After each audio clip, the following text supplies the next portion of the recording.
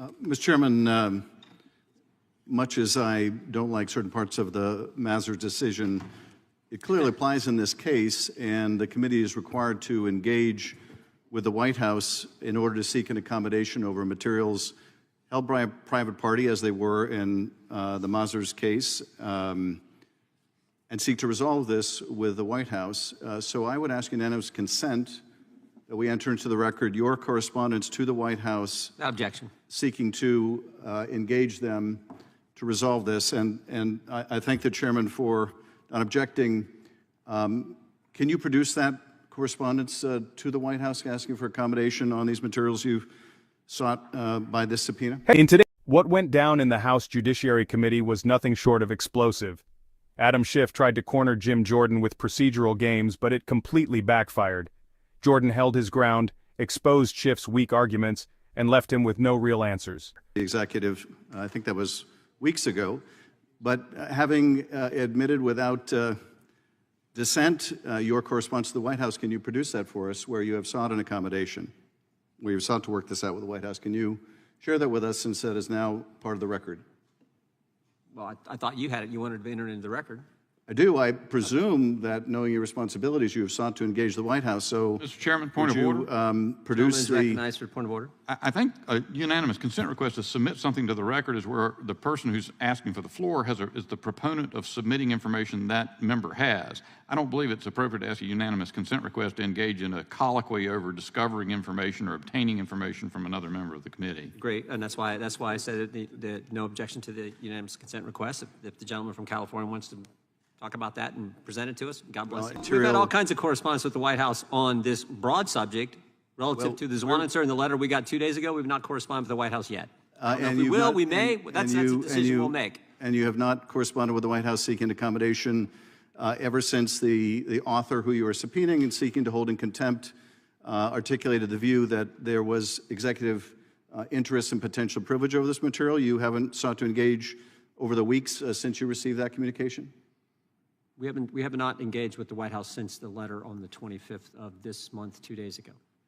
And prior to that time, did you engage the White House in an effort to obtain all these kinds materials? of engagements with our counsel and counsel, I'm talking about the Justice Department and White House, with our counsel over the last several months relative to the special counsel this subpoena, Mr. Chairman. Did you engage with the White House at any time in the last several weeks since issuing this witness in contempt for? Did you ever engage with the White House in an effort to accommodate, an effort to reach an agreement, an effort to prevent this from having to be litigated?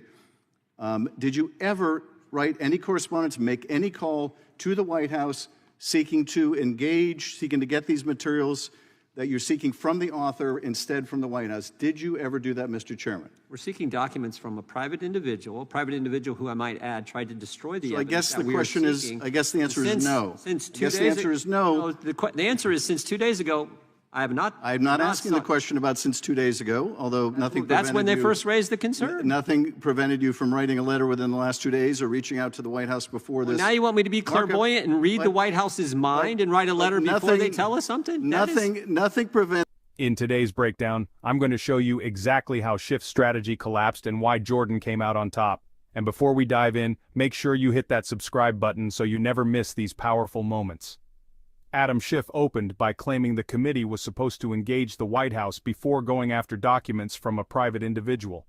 He pointed to the Mazars case as his excuse, hoping to slow things down and protect his side. But this wasn't about accountability, it was about delay. Schiff wanted to move the goalposts to shield information from coming to light. Jim Jordan wasn't having it. He reminded the committee that the subpoena was directed at a private party, not the White House. That distinction mattered, and Schiff knew it. Jordan made it clear, executive privilege doesn't stop Congress from doing its job. His sharp rebuttal undercut Schiff's attempt to twist the rules in his favor. Schiff tried to press Jordan on whether he had written letters or begged the White House for accommodations, but the more he pushed, the weaker his case looked. Jordan stood tall and pointed out that nothing required him to play by Schiff's stall tactics. When it came down to it, Schiff had no evidence, no leverage, and no real argument, just endless talking points. The exchange grew tense as Schiff tried to regain control, raising points of order and procedural distractions, but Jordan didn't flinch. he exposed Schiff's entire strategy for what it was, a desperate attempt to block oversight and protect political allies. By refusing to play along, Jordan showed strength and leadership in the face of Schiff's crumbling narrative. The clash wasn't just about one subpoena, it was about whether Congress is going to roll over to executive privilege claims or stand up for accountability. Schiff wanted to create roadblocks. Jordan refused to let him. That moment sent a clear message. Jordan is willing to fight for transparency, no matter how much Schiff tries to hide behind process. In the end, Schiff walked away looking weak and exposed, while Jim Jordan came out stronger than ever. What do you think? Did Jordan prove once again that he's one of the toughest fighters in Congress? Drop your thoughts in the comments below. And don't forget, smash that subscribe button so you never miss the next big showdown on